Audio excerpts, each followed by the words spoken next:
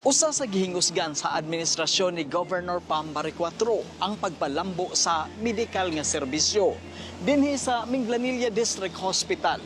24/7 na ang ilang diagnostic laboratory kini aron mahatagan gyud og igong pagtagad ang mga pasyente nga nagkinahanglan.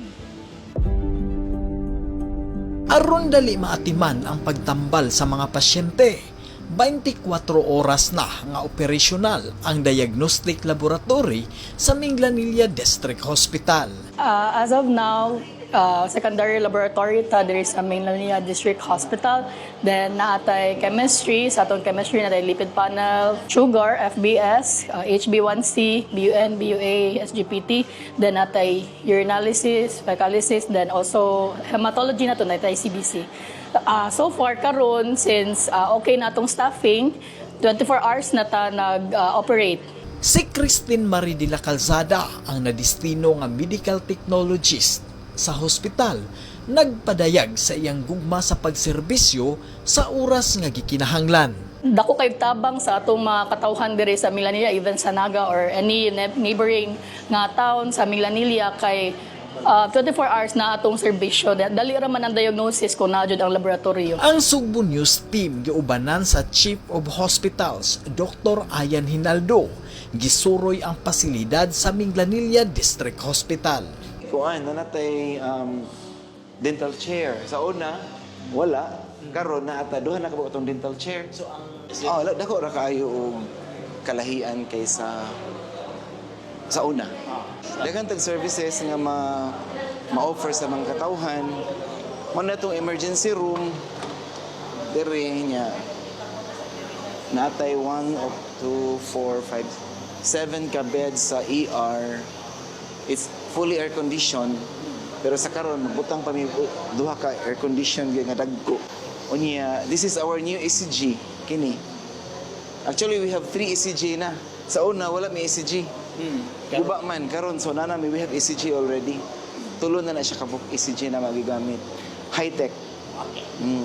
This is our minor OR kini. So ari diri mag-perform og mga minor surgeries.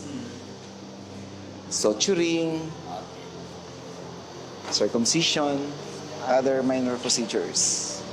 Wards.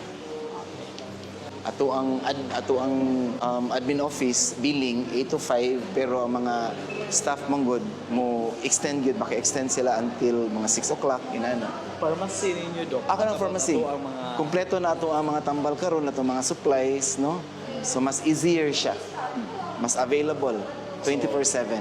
Giklaro ni Dr. Hinaldo nga bintaha na karon ang serbisyo sa hospital, malambuon uban sa suporta ni Governor Pambari 4 nga naningkamot nga mahatag gyud ang medical nga serbisyo sa katawhan. Sa karon nagsugod naman ta sa atong mga services sama sa laboratory, no, nga 24/7 na gyud ta. So it's a 24 hours operation in 7 days. So mas dali ang pagdiagnose o pagpanambal sa mga doktor. Since ang Minglanilla District Hospital is isa sa mga candidate, no, to become a level 1 facility.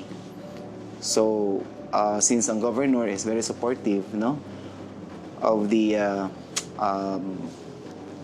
upgrading of the service capability of our facility. So by early of next year, first quarter, hopefully, we can be a level 1 facilities. So sa karon nagsugod na sila og pag-ari sa hospital for the renovation, expansion, nguniana.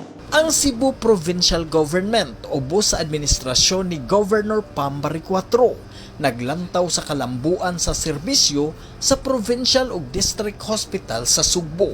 Si Capitol Piso Consultant on Health, Dr. Nikki Catalan, nipadayag sa paningkamot sa Kapitolyo nga mamahimong 24/7 ang serbisyo sa diagnostic laboratory sa tanang provincial ug district hospital sa Sugbo. Nagsugod man ta actually 16 man atong capital run hospitals, actually upat na dito 24 hours. And then pagsugod na to June 30. So atong ipaningkamutan na makover siya 24/7. A reason behind that, katungod sa una na dili pa kumpleto ang mga tao, di pa makover 24/7, madelay man gud ang pag-run sa test. So if na ani immediate ka moabot og kadlawon, buntag na madagan, so karon na 24/7 na anatay medtech naka-assign, so ilan na nang ma-process right away. Muna importance, and then atong goal ang tanan 16 by next year, 24/7 na jud ang coverage sa atong laboratory. So karon pila ka pakakuan do? 10 out of 16. So napatay unom. Apay unom na trabahoon. All 16 mo na atong goal. So paspas gid ita in 5 months na 10 na nato. So mo na atong paningkamuto na all 16 red na ma-cover ay ilang laboratory services 24/7. Gov, salamat kayo sa imuhang pagsuporta. Ang amo lang gyud ika-promise nimo nga makatabang mi sa mga nagkinahanglan. Manginlabot magpakabana tungod kay ato ang Subo.